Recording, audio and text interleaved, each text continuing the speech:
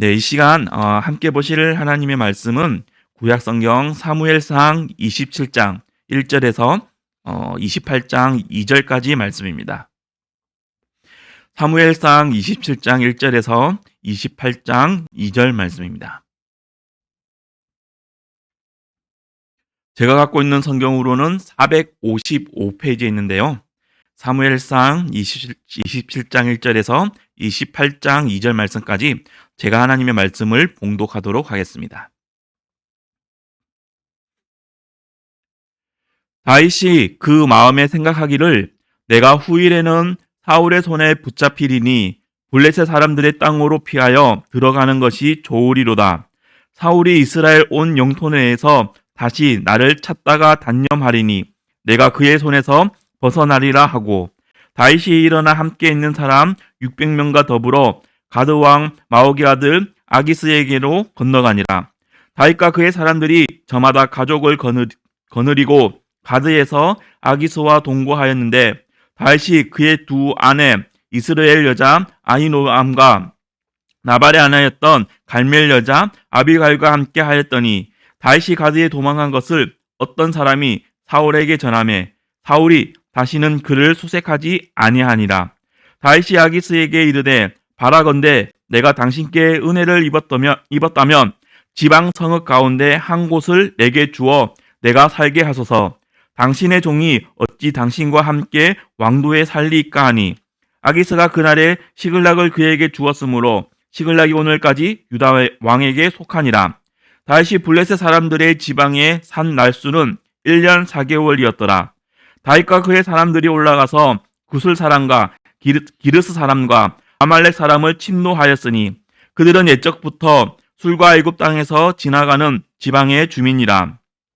다윗이 그 땅을 쳐서 남녀를 살려두지 아니하고 양과 소와 나귀와 낙타와 의복을 빼앗아 가지고 돌아와 아기스에게 이르매, 아기스가 이르되 너희가 오늘은 누구를 침노하였느냐 하니, 다윗이 이르되 유다 네겝과 여라무엘 사람의 네겝과 겐 사람의 네겝이니이다 하였더라.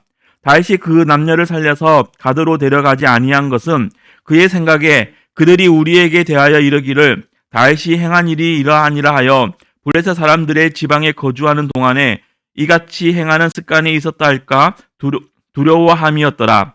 아기스가 다윗을 믿고 말하기를 다윗이 자기 백성 이스라엘에게 심히 미움을 받게 되었으니 그는 영원히 내 부하가 되리라고 생각하니라. 그때 블레셋 사람들이 이스라엘과 싸우려고 군대를 모집한지라. 아기스가 다윗에게 이르되 너는 발키할라. 너와 내 사람들이 나와 함께 나가서 군대에 참가할 것이니라. 다윗이 아기스에게 이르되 그러면 당신의 종이 행할 바를 아시리이다 하니, 아기스가 다윗에게 이르되 그러면 내가 너를 영원히 내 머리 지키는 자를 삼으리라 하니라. 아멘. 이라는 제목으로 유대열 담임 목사님께서 말씀 전해 주시겠습니다.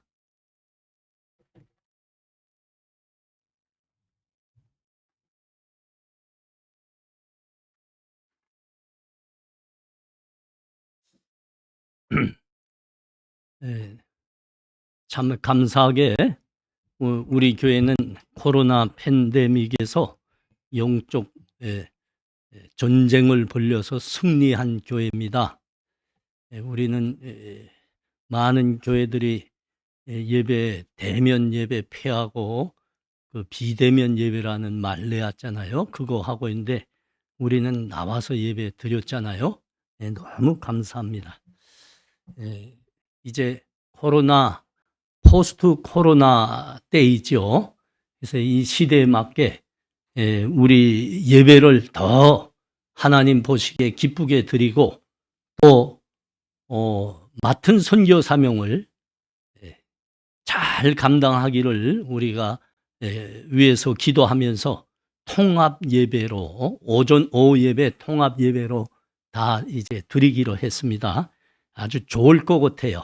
좋을 것 같으니까 모든 성도님들이 더 즐겁고 기쁨으로 예배 참가하시고, 또 이제 해야 될 일들이 있습니다. 이제 포스트 코로나니까 우리 감당하던 사명들이 있습니다. 예를 들면 점심 봉사도 해야 되겠지.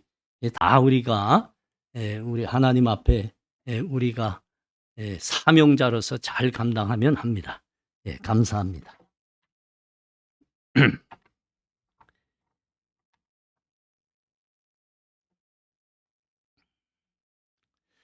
본문은 블레셋으로 다윗이 망명해 가서 산 이야기입니다. 그 사람이 이렇게 어떤 요건에 따라서 자기 나라에서 살지 못하고 외국으로 이제 피난 가서 살 때가 있잖아요. 그래서 그럴 때 이제 통상 많기로는 그 난민이라 그럽니다. 난민이라 그러죠. 그러니까 전쟁이나 자연재해, 극심한 굶주림 이런 거로 해서 생명의 위협을 받을 때 이제 다른 나라로 이제 피난처럼 가서 살게 됩니다. 이게 난민이라 그러죠. 근데 자기 나라에서 살 수 없는 이유가 정치적인 색채가 강할 때는 망명이라 그럽니다. 그럴 때는 망명. 조금 더 정확히 말하면 정치적 망명 그렇죠. 그 다윗이 지금 블레셋으로 사울 왕의 그 추격을 피해서 블레셋으로 넘어가서 이와 같은 정치적 망명 생활을 하게 된 겁니다.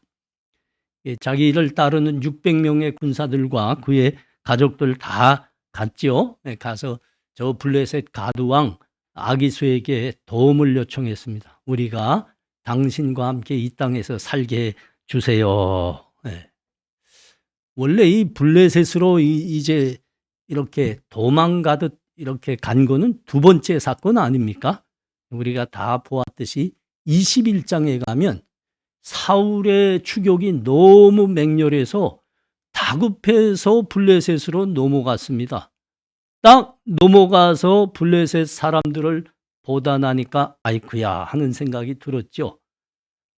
블레셋 사람들이 이스라엘 하면 사실은 사울 왕보다 이 다윗이 더 유명한 거 아닙니까? 자기네 그 골리앗을 쳐부순 장수니까요. 그래서 이스라엘 사람들은 사울은 천천히요, 다윗은 만만이다. 진짜 왕은 다윗이다 그러는 거 아닙니까?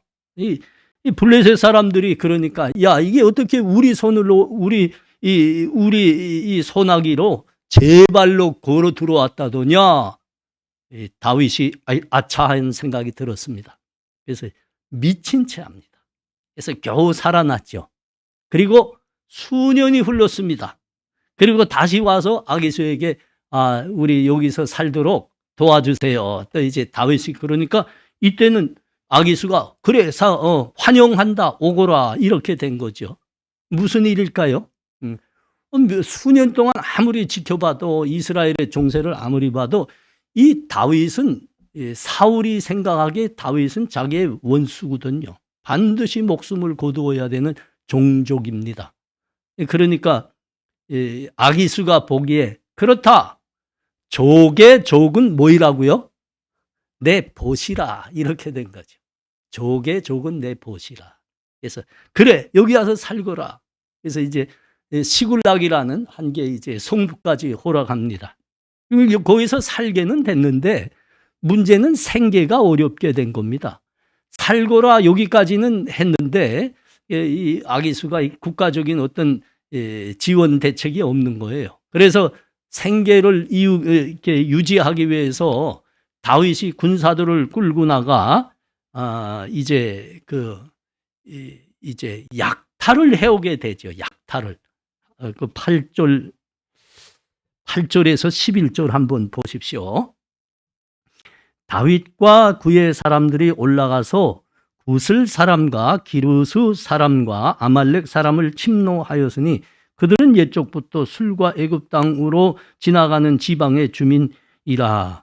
다윗이 그 땅을 쳐서 남녀를 살려두지 아니하고 양과 소와 나귀와 낙타와 의복을 빼앗아 가지고 돌아와 아기수에게 이르매 아기수가 이르되 너희가 오늘은 누구를 침노하였느냐 하니 다윗이 이르되 유다 남방과 요라무엘 사람의 남방과 겐 사람의 남방이니이다. 우리 지금 본문에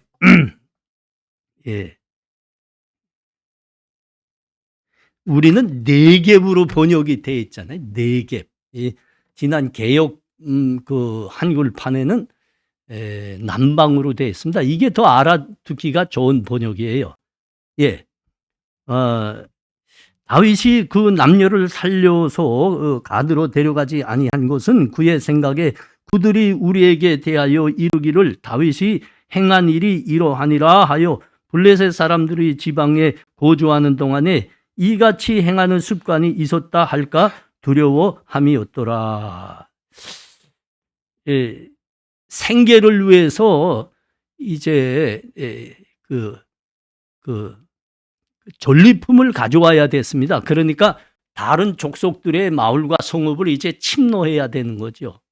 근데 실제 침노한 거는 기르스 사람과 구스 사람과 구슬 사람과 아말렉 족속입니다. 이거는 예로부터 이스라엘의 대족자들입니다. 그래서 거기를 이제 침노해 가지고 전리품들을 고독해 주고 왔죠. 근데 이쪽 아기수 왕에게 와서는 다른 말을 한 거예요. 뭐라고 했다고요? 실지와 다르게 우리가 유다 남방과 요라무엘 남방과 겐 남방을 침노하여 약탈해 왔습니다. 이렇게 보고를 한 거죠. 사실은 거짓말 한 겁니다.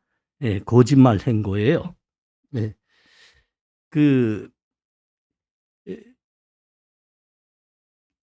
실제는 이스라엘의 대족이 되는 민족을 이렇게 기습하고는 와서는 이스라엘 사람들을 이게 요라무엘 유다 남방, 요라무엘 남방, 겐 남방 이게 이스라엘 사람들의 마을입니다. 와서는 이스라엘을 우리가 침노해서 약탈해 왔다 이렇게 한 거죠.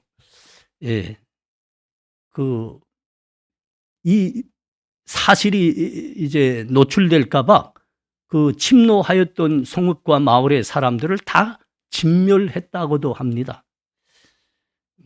그러니까 아기스는 점점 어떻게 생각하겠어요? 야, 얘 다윗이 점점 이스라엘과 촉을 지고 있구나. 이스라엘이 점점 얘 다윗을 반역자로 여기겠구나. 그러면 이게 우리한테 얼마나 좋은 일이냐. 왼수의 왼수는 우리의 보신 거잖아요. 그러니까 얘는 이전 다윗이란 사람을 이제 신뢰할 만하다. 갈 자리가 없다. 우리 블레셋밖에는 살 데가 없다. 이렇게 된 겁니다. 아주 신임을 얻은 겁니다. 대단한 지혜 아닙니까? 대단한 계략이고 여러분 이런 계략과 이런 재치는 말이죠. 그 세계 첩보전에서만 볼 수 있습니다. 제임스 본드 007 뭐 이런 데서 볼 수 있는 겁니다. 재치죠. 사람들이 보기에 재치라 지혜라 여기는 다윗의 이러한 행동이 무엇을 의미하였을까요? 우리가 이거를 이해하려면 28장 1절과 2절을 봐야 됩니다. 봐요 한번. 그때의 블레셋 사람들이 이스라엘 사람과 싸우려고 군대를 모집한지라 아기수가 다윗에게 이르되 너는 밝히 알라 너와 네 사람들이 나와 함께 나가서 군대에 참가할 것이니라. 다윗이 아기수에게 이르되 그러면 당신의 종이 행할 바를 아시리라 하니 아기수가 다윗에게 이르되 그러면 내가 너를 영원히 내 머리 지키는 자를 삼으니라 하니라. 좀 번역이 조금 그냥 신학자들과 목회자들이 이렇게 연구하니까 이해하는 데는 뭐 괜찮지만 일반 사람들이 성경 봐서 이해하기는 굉장히 어렵게 번역한 부분이에요. 이거 쉽게 번역하면 이 말입니다. 다시 블레셋과 이스라엘 사이에 전면 전쟁이 일어났습니다. 그러니까 아기수가 이 다윗에게 뭐라고 말하냐면 너도 우리 편으로 우리 군사의 일원으로 이스라엘을 그러니까 초부수는 전쟁에 나가자 참전해라 이렇게 된 거죠. 예. 참전하는데 그냥 참전하지 말고 선봉장으로 나가라 이겁니다. 이게 쉽게 번역하면 이런 말입니다. 그러니까 아기스 왕이여 하명만 하시옵소서 내가 그대로 행하겠나이다. 그러자 아기스가 하는 말입니다. 그래 내가 너를 종신토록 내가 그리하면 내가 너를 종신토록 나의 호위대장으로 삼겠노라 이거죠. 오늘 본문은 여기까지입니다. 더 전개가 안 됐어요. 만일 이 상황이 계속 이어져서 전개가 됐다고 하면 어떻게 됐을까요? 그렇습니다. 다윗은 빼도 박도 못하고 하나님의 선민 이스라엘 사람들의 생명을 거두는 그 전쟁의 선봉장으로 나섰을 겁니다. 여러분 더 심각한 것은 다윗은 하나님으로부터 기름 부음을 받은 사람입니다. 개인이 아닙니다. 너는 나의 선민 이스라엘의 목자가 될 사람이노라. 하나님의 백성을 다스릴 왕으로 기름 붓노라. 이게 다윗의 사명 아닙니까? 근데 지금 이 사명자가 지금 어느 길로 가고 있다고요? 하나님의 뜻을 거스르는 길로 지금 들어서고 있는 거예요. 이게 오늘 본문의 심각한 부분입니다. 자기의 정체를 감추려고 아기수의 신임을 얻기 위해서 우리가 저 아말렉을 친 건데 여기 와서는 우리가 이스라엘을 쳤습니다. 이런 재치로 신임을 얻게 됐습니다. 여기는 사람들이 말하는 대로는 재치입니다. 지혜입니다. 그러나 여러분 하나님의 믿음의 사람의 안목으로 볼 때는 이거는 불경건한 신앙인으로서는 바람직한 삶이 아닙니다. 분명히 다윗의 이 행동은 신앙인으로서는 환영할 만한 행동이 아닙니다. 다윗은 사울이 자기 앞에 인격적으로 무릎 꿇는 것을 보지 않았습니까? 그런데 얼마 못 가서 사울이 다시 그의 생명을 노려서 추격하는 겁니다. 그때 다윗이 생각한 거는 그거죠. 사울이 어떤 제스처를 취해도 저 사람의 목적은 내 목숨을 거두는 거로구나. 그래서 그는 이전 방법이 없다. 블레셋으로 망명을 넘어가자. 이렇게 해서 블레셋에 넘어온 겁니다. 그런데 여러분 당시가 어떤 때나 우리가 이걸 넘기면 안 돼요. 당시는 말이죠. 당시 정치적 망명으로 어느 나라의 생명의 구제를 요청하면요. 그냥 정치적인 선으로 끝나는 게 아닙니다. 그때는 정치이자 종교입니다. 삶이자 종교입니다.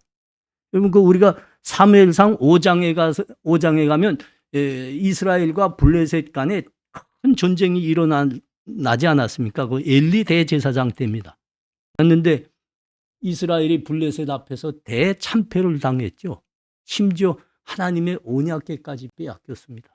그때 블레셋 사람들이 이스라엘로부터 빼앗은 그 언약궤를 어디 가져다 놨다고요? 자기들의 국가신인 다곤의 신전에 갖다 놔 겁니다. 이게 뭡니까? 우리가 승리한 거는 그냥 일반적으로 전쟁에서 승리한 게 아니고 우리 신이 저 이스라엘의 신에 대해서 이긴 거다. 이거를 가시적으로 나타내기 위해서 가져다 난 겁니다. 그때는 정치가 따로 놀지 않았다고요. 정치이자 종교입니다. 종교이자 정치입니다. 그러니까 아기수가 이전 이 다윗을 우리가 믿을만 하다. 내가 선봉장으로 서라. 이렇게까지 됐다는 것은 그가 정치적으로 뿐만 아니라 종교적으로도 우리의 블레셋에 개종했다고 믿었다는 겁니다. 그래서 뭐까지 하라고요? 내 경호대장 하라. 여러분 경호대장으로는 가장 믿을 만한 사람을 시킵니다. 가장 믿을 만한 사람. 내 경호대장 해라. 그래서 이 부분을 놓고 신학자들이 깊이 연구해 봤습니다. 연구해 보니까 맞대요. 다윗의 이 삶과 이 행동이 불경건이고 불신앙이랍니다. 다윗이 광야에서 사울에게 쫓겨서 광야에 나가서 이렇게 살고 있는데 고난이었죠. 굶주림이었죠. 참 환난이었습니다. 그럼에도 뭐라고 이 모든 다윗의 이 고난과 환난의 고름고름마다 하나님을 향한 고백이 있습니다. 이게 시편으로 다 기록되어 있어요. 그가 어디에 살 때 이건 고백한 시편이다. 근데 이 부분 블레셋의 노모가 망명 생활을 할 때는 다윗의 신앙 고백이 나타나지 않는답니다. 저도 그래서 봤어요. 없더라. 신앙에서 많이 뒷걸음쳐 있었습니다. 그러다 나니까 저 이스라엘의 대적, 하나님의 대적 블레셋 왕이 보기에 넌 믿을 만한 사람이다, 이렇게 된 거죠. 여러분, 어쩌다 다윗이 다시 여기까지 또 온 겁니까? 여러분, 사람은 연약합니다. 그가 누구든지 다 연약합니다. 잘 될 때가 있지 않으면 또 다운될 때가 있고 말이죠. 다윗은 어떻게 돼서 여기까지 또 온 겁니까? 그게 바로 여러분 사무엘상 23장 14절에 그 힌트가 나와요. 봐요. 23장 14절. 다윗이 광야의 요새에도 있었고 또 십광야 산골에도 머물었으므로 사울이 매일 찾되 하나님이 그를 그의 손에 넘기지 아니하시니라.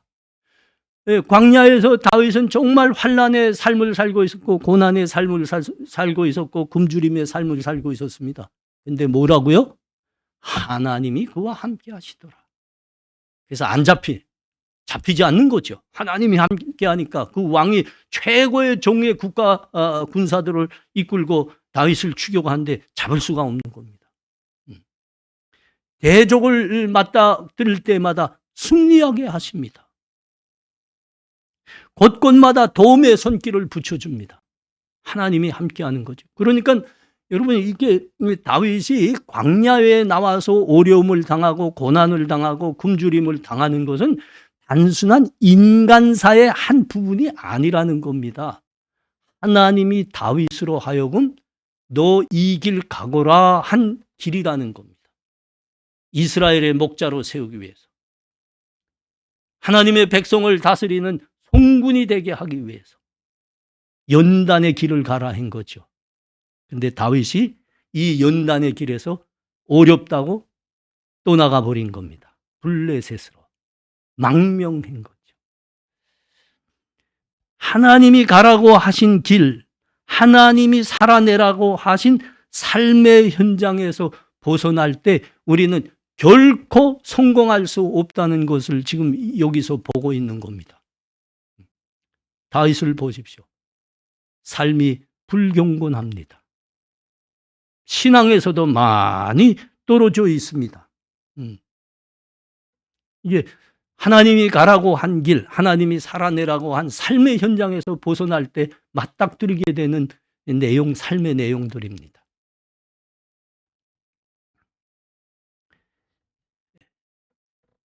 이 다윗의 삶을 보고 아기스 왕이 뭐라 그랬다고요? 그래, 좀 더 내가 있으면 평생 나의 경호대장이 되리라. 여러분, 하나님의 대적, 그러니까 하나님을 모르는 사람이 하나님의 믿음으로 살고 있는 사람의 삶을 보고 이런 말이 나오면 안 되지요, 여러분. 아니, 그렇습니까? 여러분, 우리가 이걸 어디서 비교할 수 있다고요? 다니엘의 삶에서 우리는 이걸 보게 됩니다. 한번 우리 찾아가 봐요. 다니엘 6장 19절에서 27절입니다. 다니엘 6장 19절에서 27. 이튿날에 왕이 새벽에 일어나 급히 사자굴로 가서 다니엘이 둔 굴에 가까이 이르러서 슬피 소리질러 다니엘에게 묻되 살아계시는 하나님의 종 다니엘아, 내가 항상 섬기는 내 하나님이 사자들에게서 능히 너를 구원하셨느냐 하니라. 다니엘이 왕에게 이르되 왕이여, 원하건대 왕은 만수무강하옵소서. 나의 하나님이 이미 그의 천사를 보내어 사자들의 입을 동하였으므로 사자들이 나를 상해하지 못하였사오니 이는 나의 무죄함이 내 앞에 명백함이오며 또 왕이여 나는 왕에게도 해를 끼치지 아니하였나이다 하니라. 왕이 심히 기뻐서 명하되 다니엘을 굴에서 올리라 하매 그들이 다니엘을 굴에서 올린 주 그의 몸이 조금 더 상하지 아니하였으니 이는 그가 자기의 하나님을 믿음이었더라. 왕이 말하여 다니엘을 참소한 사람들을 끌어오게 하고 그들을 그들의 초자들과 함께 사자굴에 던져 놓게 하였더니 그들이 굴 바닥에 닿기도 전에 사자들이 곧 그들을 움켜서 그 뼈까지 부서뜨렸더라. 이에 다리오 왕이 온 땅에 있는 모든 백성과 나라들과 언어가 다른 모든 사람들에게 조서를 내려 이르되 원하건대 너희에게 큰 평강이 있을지어다. 내가 이제 조서를 내리노라. 내 나라 관할 아래에 있는 사람들은 다 다니엘의 하나님 앞에서 떨며 두려워할지니 그는 살아계시는 하나님이시오 영원히 변하지 아니하실 이시며 그의 나라는 멸망하지 아니할 것이요 그의 권세는 무궁할 것이며 그는 구원도 하시며 건지내시기도 하시며 하늘에서든지 땅에서든지 이적과 기사를 행하시는 이로써 다니엘을 구원하여 사자의 입에서 벗어나게 하였음이라 하였더라. 아멘. 다니엘의 삶을 지켜본 다리오 왕의 고백입니다. 그 고백을 이 왕국의 조서로 내렸습니다. 이 세상에 오직 다니엘이 섬기고 예배하는 하나님이 참 하나님이로다. 그 하나님 앞에 떨지어다. 그 하나님을 경외할지어다. 혹시 하나님에 대해서 불경한 말을 하거나 행동을 하는 자가 있으면 그와 온 가문을 고름토로 만들겠다. 이 다니엘의 삶을 본 다리오 왕의 고백입니다. 여러분, 다윗의 삶을 보고 아기스 왕이 모름지기 이런 고백해야 되는 거 아닙니까? 다니엘은 비록 포로로 끌려가서 바벨론 이방 땅에서 살고 있었지만 그곳에서의 삶을 억울한 삶으로 생각하지 않았습니다. 하나님이 나에게 살아내라고 보내주신 소명의 것으로 그는 알았습니다. 그래서 자기가 맡은 일에 누구보다도 성실했습니다. 누구보다도 충성했습니다. 그러니까 다니엘의 삶을 보면 먹고 살기 위해서 열심을 내고 있었다가 아니죠. 이것은 하나님이 나에게 살아내라고 보내신 소명의 현장입니다. 그래서 누구보다도 성실할 수 있었습니다. 누구보다도 자기가 하는 일에 충성 다할 수 있었습니다. 동네 다리오 왕, 누부갓네살부터지요, 다죠. 감동했습니다. 그리고 이 고백을 하지 않을 수가 없었죠. 다니엘아, 내가 보니 너는 참으로 내가 섬기고 예배하는 하나님이 너로 하여금 그렇게 멋지고 충성스러운 사람이 되게 하였구나. 여러분, 이것이 다리오 왕의 고백입니다. 우리 사랑하는 성도님들, 어떤 사람들은 하나님 믿으면 근심 걱정이 하나 없고 모든 문제가 해결된다 그럽니다. 그래서 나는 기뻐요, 참 기뻐요, 늘 기뻐요 그럽니다. 어제 우리 자매님들 그 결혼식 저 고향시에 가서 치르고 오는데 이렇게 창밖을 내다보니까 늘 기쁨 교회가 있더만요. 아니 오죽 그게 신앙을로 굳어져 버렸으면 교회 이름이 늘 기뻐요 이러겠습니까? 여러분, 예수 섬기다 나면 그 기쁨이 없는 게 아닙니다. 특별하고 은혜로운 기쁨이 있죠. 그러나 그거는 초보 신앙, 초등학교 신앙입니다. 하나님께서 우리 믿음의 사람들에게 살아내라고 우리를 부르신 그 소명의 현장, 삶의 현장은 여러분 죄악으로 가득 찬 세상입니다. 죄악으로 가득 찬 세상.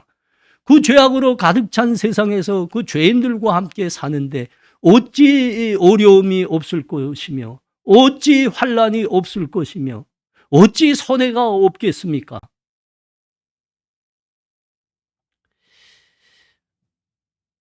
아니 근데 그 자식들은 왜 그렇게 속을 속인답니까? 부모들의. 저도 이 문제는 참 잘 안 되더라고요. 어떤 때는 너무 힘들어서 다 내려놓고 싶기도 합니다. 다 포기하고 좀 쉬고 싶기도 합니다. 그러나 우리가 세상과 다른 게 뭐죠? 너희가 사는 그 현장이 바로 내가 믿음의 사람으로 나의 백성으로 살아내라고 보낸 소명의 현장이란다. 너희가 믿음으로 살거라. 말씀을 붙들고 살거라. 내가 함께한다. 내가 함께하노라. 그래서 우리는 살아낼 수 있는 겁니다. 살아낼 수 있는. 다니엘의 삶을 본 다리오 왕처럼 우리 주변에 있는 사람들이 그러므로 그 고백을 할 수 있어야죠. 너의 삶을 보니 정말 내가 섬기고 예배하는 하나님이 참 하나님인 줄 우리가 알겠노라. 하나님이 너로 하여금 그렇게 멋진 사람이 되게 하였구나.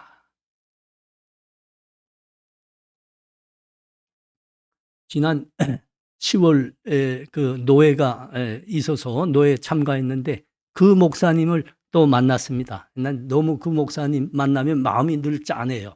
그래서 그 목사님과 같이 앉아서 점심도 같이 하고 이야기도 많이 했어요. 많이 좀 연세가 좀 들어 보이시고 많이 뭐 평생 고생의 길을 찾아갔으니까.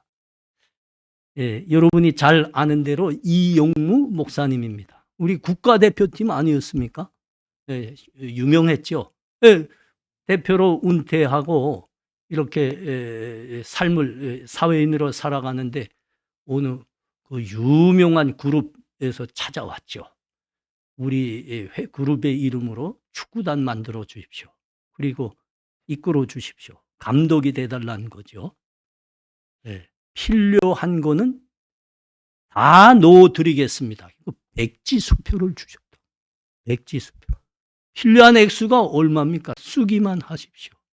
축구단 하나 창단하는데 얼마 드나요? 한 100억이 드나요? 쓰게 그 그룹 H로 시작하는 그룹입니다. H. 쓰기만 하라고는. 근데 목사님은 사절했습니다. 축구단을 만들어도 하나님의 복음을 전하는 축구단을 만들고 싶은 거죠. 그러니까 여러분 어떻게 된 겁니까? 그걸 다 마다했으니 그 다음부터 가난과 고난의 길이죠. 평생 그렇게 살았습니다. 그래서 만날 때마다 마음이 짠해요. 또 그 목사님도 저를 무지 좋아해서 스포츠맨들이 돼서 그런가?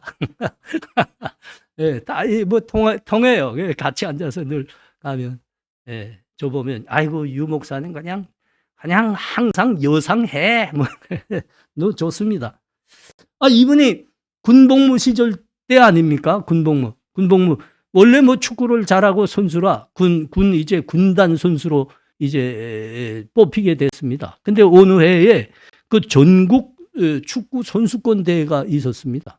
근데 그 이용무 목사님이 소속된 군단이 우승한 겁니다.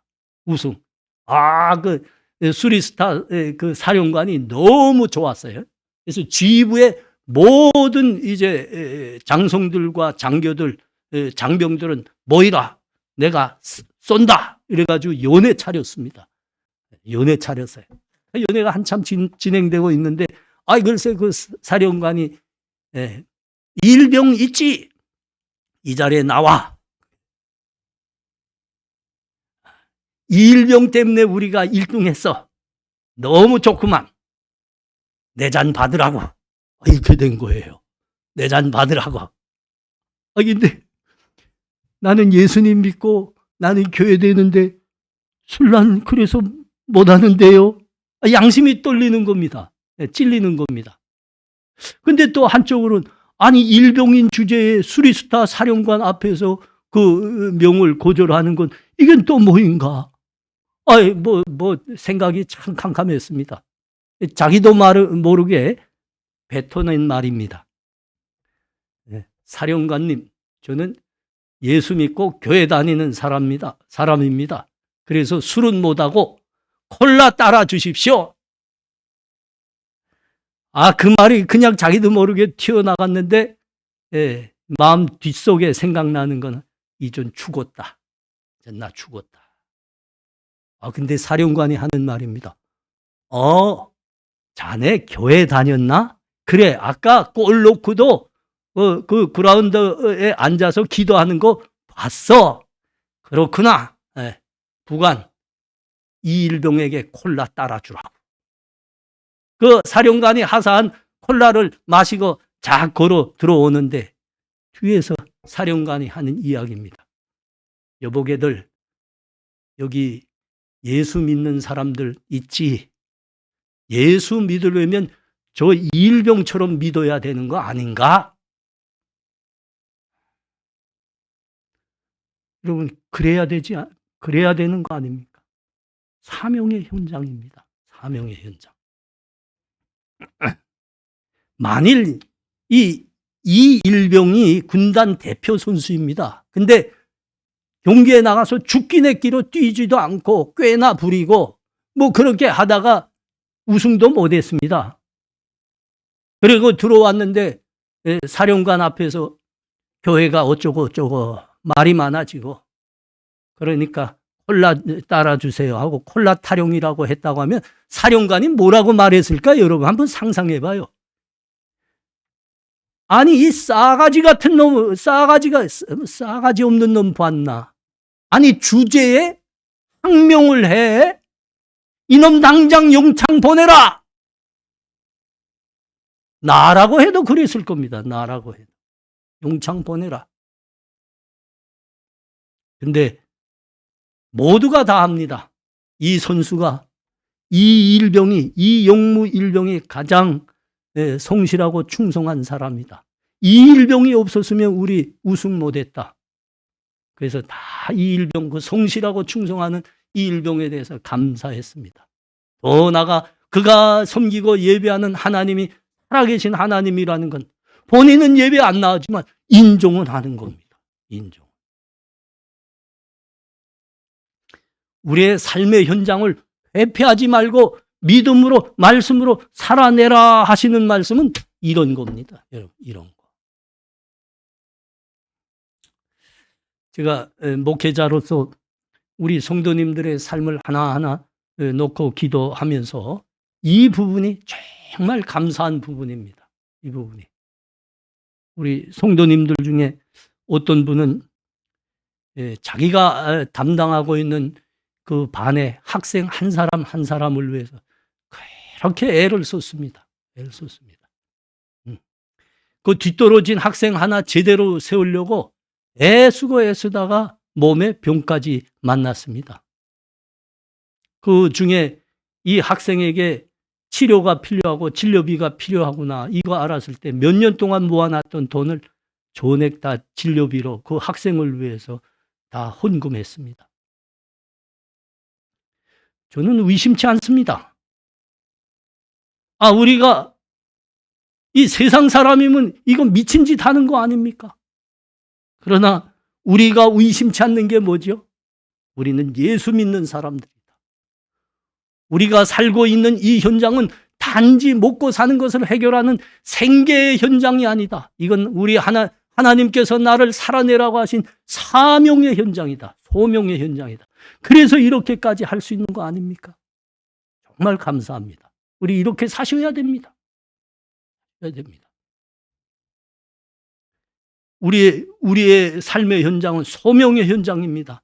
먹고 살기 위한 단순한 생계의 현장이 아닙니다. 말씀으로 살아내셔야 돼요. 믿음으로 살아내셔야 돼요. 그래서 우리와 함께하는 사람들이 이렇게 보면 야, 정말 하나님이 계시네. 이렇게 고백할 수 있어야죠. 우리 사랑하는 성도님들, 우리의 삶의 현장을 회피하지 아니하시고 믿음과 말씀으로 살아내므로 하나님이 함께 하시는 귀한 삶 살아내시기 바랍니다. 기도합니다. 하나님, 은혜를 감사합니다. 그 위대한 믿음의 사람도 잠시 믿음에서 뒤처지는 것을 보게 됩니다. 사람은 다 연약하죠. 그렇습니다. 그러나 하나님께서 우리 가라 하시고 살아내라 하신 그 현장들은 단순히 생계의 현장이 아님을 우리가 믿습니다. 우리 그리스도의 향기를 풍겨내라고 보내신 소명의 현장임을 믿습니다. 말씀과 믿음을 붙들고 우리 이웃과 함께하는 사람들에게 예수의 향기 풍겨내는 우리 다 되게 하옵소서. 예수님 이름으로 기도합나이다. 아멘.